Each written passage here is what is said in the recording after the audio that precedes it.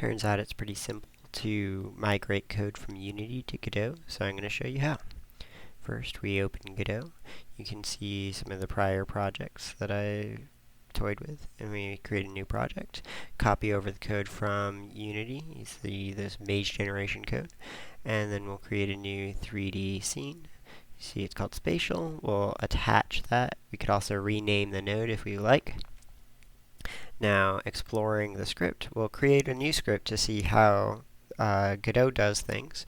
Using Godot and inheriting from Node, we'll add that to our mage generation script, comment out some of the Unity specific things, and then we'll look at this random function, which doesn't quite work. This was getting confused between the GD script and C# version.